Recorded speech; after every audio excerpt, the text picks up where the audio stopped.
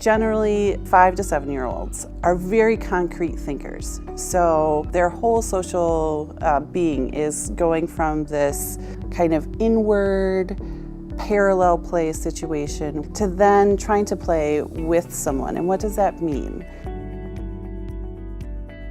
Before we go and get started, we really have to talk about things and stuff, and then discuss our ideas, and then make sure that both people are feeling good. They notice when something's not fair to them.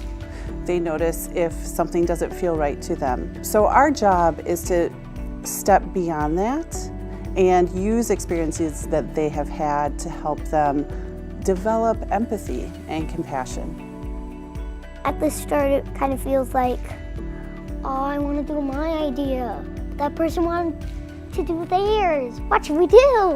And it just feels really confusing and frustrating. We always have to say yes and not no but, because if we say no but, that can make the person feel really bad because their idea is really important to them and your idea is really important to you. So we just have to say yes and, or just combine our ideas.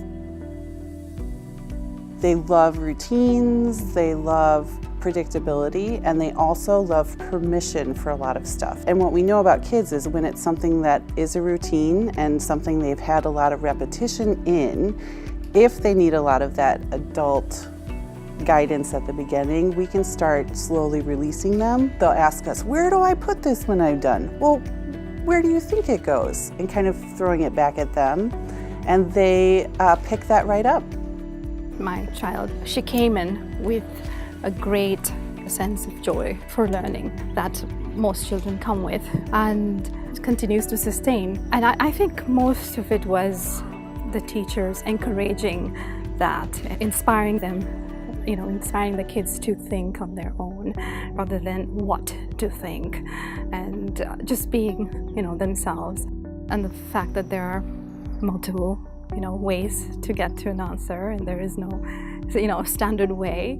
We would carry the same approach home too, asking her, how do you think you would solve that? And it was really, really enlightening to see her come up with her own, logical conclusions. One of the best things that adults can give the kids around them is giving them the confidence that they are experts, that their voice is important, and people will listen if they share it. With all the hands-on activities that they had in school, there was a lot of mutual learning and respect among the different children. There was also the learning partners and reading partners and the multi-age group. All of that put together continues to allow her to sustain that joy, and rather than instilling any fear of what she needs to know, whether she is meeting certain expectations. That wasn't there at all. She was just learning for the joy of learning. There's a lot of difference in how they develop. So letting them have a range of what's acceptable and what's typical and what's normal is really, really an excellent thing to do.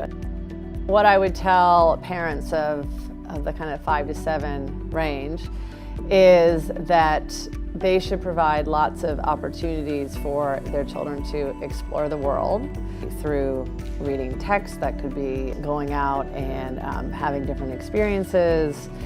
The world is a classroom. Because this is the way of human existence, that everything is interconnected, to be a fulfilled human being, you notice these connections and you make them, and it makes it more meaningful to you. They're making their own connections. All these little links in the chain help them see this world as an interconnected place. At the end, it feels really accomplishing, and then you're just like, I'm so glad we found something to agree on, and I think the other person is too.